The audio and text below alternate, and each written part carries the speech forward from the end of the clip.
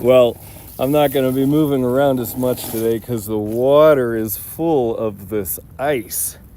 I'm in Lake Michigan and this stuff can kind of cut a little bit. But honestly, it's no worse than it was last year. It's just cold. What's different is now I know more about the cold. I know what it's like in my body. I know what happens to me. I know the shock pattern and I know how to relax into the gasp. Awareness has expanded.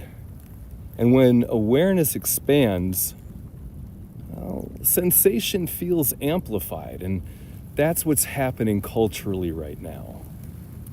It doesn't necessarily mean things are more corrupt than before, or worse, or more intense. It means we're more conscious of what's going on. So, Epstein didn't create corruption. The patterns that be exposed it. Things expose that. Foreign influence. It's not like it just started yesterday. We're just seeing how deeply it runs and how effective it can be. So artists are saying it, political commentators are saying it, the internet, makes it harder to hide this stuff. And the nervous system, it reads exposure as a threat. More information equals more activation, equals more bracing for things. But embodiment isn't about pretending everything is fine. It's about increasing capacity. And when I step into this lake, my body spikes. If I fight it, it spikes more. But if I numb out, then I disassociate. If I can expand and slow the breath and relax the jaw, widen attention, the same cold becomes workable. That's embodiment. I'm not shrinking. Some parts. I'm not collapsing. I'm expanding. And right now, culturally, we are expanding consciousness.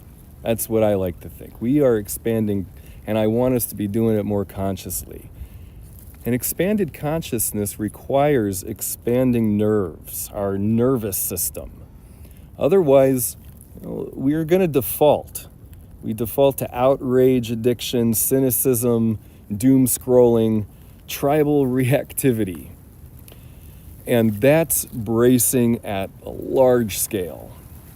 So embodiment means I can see corruption without becoming consumed by it. I can acknowledge broken systems or changing systems without losing my personal agency. I can stay present with discomfort without turning into panic. So the world might not be any more dangerous. We might just be more awake. And awakening always feels debilitating, destabilizing at first. And the cold feels worse when you stop yourself numbing to it. But capacity grows. And that's the work. Embodiment isn't about being calm necessarily. It's about staying open when reality gets clearer. So, all right. Let's see if I can stay open to everything happening in the world around me. Blessings.